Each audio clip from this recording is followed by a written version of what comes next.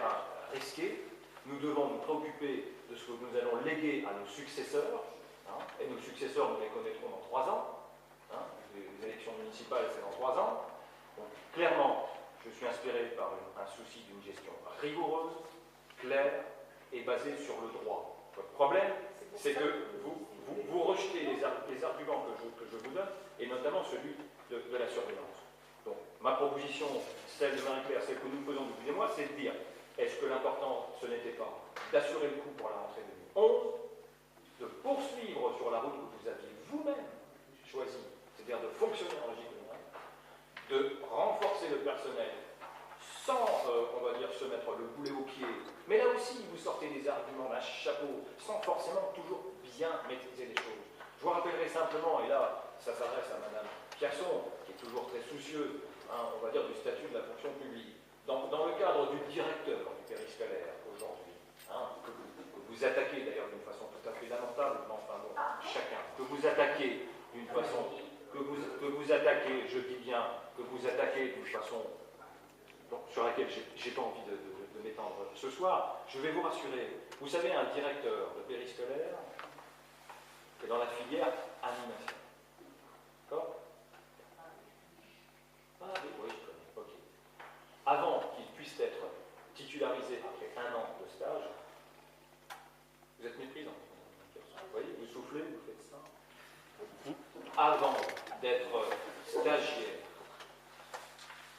et de, le cas échéant, si tout va bien, de se voir titularisé, il y a une condition, c'est qu'évidemment, le directeur du périscolaire obtienne son concours interne. Donc clairement, c'est une variable que nous maîtrisons. Ce que je suis en train de dire, c'est qu'un directeur dans la filière administrative ne peut pas être stagiaire tant qu'il n'a pas obtenu son concours. Les concours, ce n'est pas tous les 2 jours.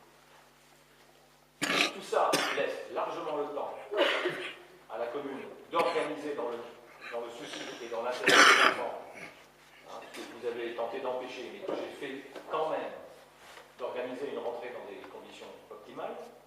Nous sommes partis de toute façon pour une durée d'1 an, mais c'est vous qui allez avoir la main.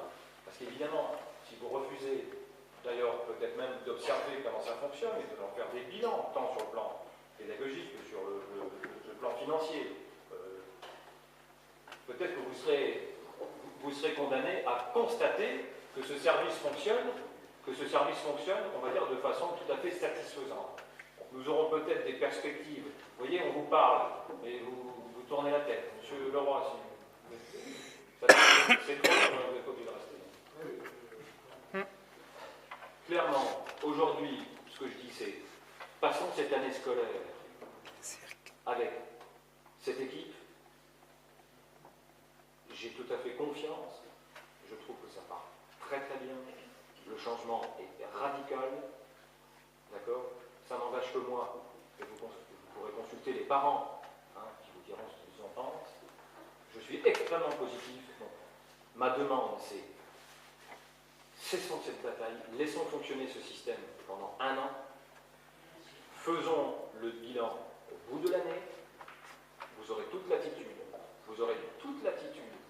de vous opposer une fois de plus, d'accord, et de tenter d'imposer, mais d'ici là, je vous ai prévenu, vous aurez dans les tout prochains jours, vous allez être destinataire de beaucoup de documents que vous ne lirez peut-être pas, une fois de plus, hein, mais j'irai les chercher à des endroits dont vous ne pourrez pas discuter, je pense, de l'autorité, à moins que vous considériez qu'on est ici dans une espèce de principauté déconnectée des lois de la République. Moi, ce n'est pas ma façon de considérer les choses.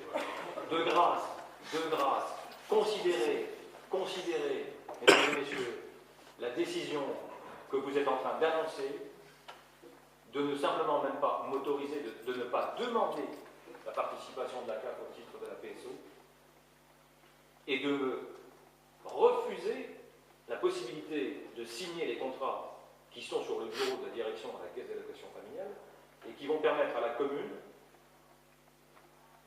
d'enregistrer une aide de 32 000 € par an. Si ce n'est pas fait ce soir, ça sera perdu. Et vous savez pertinemment pourquoi. comme je considère que ces 3 délibérations dont vous annoncez que vous allez rejeter sont liées, je vais vous lire la délibération concernant le CEJ. Je fais évidemment allusion aux nombreuses réunions du conseil municipal, aux réunions des affaires scolaires, aux réunions de la commission finances, aux réunions de la commission plénière, aux 2 interventions des gens de la CAF. Voilà. Et je vous rappelle les principes, ma volonté, je ne sais pas si on peut aujourd'hui en douter, de renforcer et d'améliorer l'accueil périscolaire. Je propose que la commune s'associe et conventionne avec la CAF dans le cadre du contrat en jeunesse. Donc un contrat d'objectif et de cofinancement passé entre la Caisse et un partenaire, peut-être une collectivité, un groupement de communes, une entreprise ou une administration de l'État. Je rappelle la finalité du contrat, qui est de poursuivre et d'optimiser la politique de développement en matière d'accueil des moins de 18 ans, et précise enfin que sa durée est de 4 ans. Je vous rappelle, et pour ceux qui ont été présents à cette commission et qui ont été attentifs, l'absence de lien, Madame le maire, vous qui semblez intéressée par le sujet, entre le contrat enfance-jeunesse de la CAF et le mode de gestion du service d'accueil périscolaire. La collectivité restant, en tout état de cause, libre de choisir et de modifier en cours de contrat, c'est-à-dire au milieu des 4 ans, évidemment on n'a pas vocation à le faire tous les 3 mois, il faut rester sérieux aussi, mais enfin, elle pourrait changer, démarrer sur un mode, changer et puis revenir peut-être au premier mode, en cours de contrat, entre une gestion donc, en régie communale et une délégation de service public. Et je précise quand même, sous réserve de la question de la surveillance des élèves restant de la compétence de la commune. Donc si vous trouvez un moyen de le régler de façon sérieuse, on peut en discuter. Les cantines scolaires sont en effet, je rappelle, un service municipal facultatif organisé, etc. Et donc je précise que cette surveillance ne peut pas être déléguée. Okay. Je vous rappelle également que seule la commune peut bénéficier du CEJ. Donc ce que vous êtes en train de vous préparer à faire, c'est à rejeter ces 3 points, tout en disant nous, on veut que ce soit les faits. Non mais je vais terminer. Non, je vais terminer. Et si vous, je vais terminer. Vous êtes en train de vous tirer une balle dans le pied. Vous êtes en train de vous tirer une balle dans le pied. Non mais c'est important. Vous souhaitiez imposer ou confier la gestion de l'accueil périscolaire à l'association PEP 57. Je vous ai dit pourquoi je considérais que cette demande n'était pas recevable dans l'État. Je vous rappelle que seule la commune peut bénéficier du CEJ et non pas le délégataire du service public. Donc on va faire une hypothèse. Admettons que vous obteniez le fait que ce soit les PEP 57 qui s'occupent du périscolaire, sans aucun respect du code des marchés publics, la préfecture ne dira rien, c'est certain, sans gérer la question de la surveillance, sans gérer la question de la vie préalable du centre technique paritaire. Bon, admettons que vous obteniez gain de cause. Admettons que je fasse un arrêt cardiaque sortant de ce conseil. Vous reprenez la main, non mais admettons juste. Étant donné que le CEJ ne peut être, signé qu'entre une commune et la CAF, vous allez vous priver demain de la possibilité pour Vigie, de bénéficier de cette aide, quand bien même vous auriez réussi à confier l'accueil périscolaire au PEP, Madame la maire. Est-ce que vous avez bien conscience de ça? C'est quand même tout à fait déterminant. Je rappelle que la CAF a jugé recevable la candidature de Vigie. D'accord? La durée du contrat a été précisée. Ensuite, pourquoi est-ce que ce contrat doit être signé demain? En tout cas, avant le conseil d'administration de la CAF qui se réunira ce vendredi, pour la raison que j'ai expliquée, il est impératif que le CEJ soit signé cette semaine, car la commune n'y sera éligible l'an prochain, l'an prochain que sur les éventuelles dépenses nouvelles.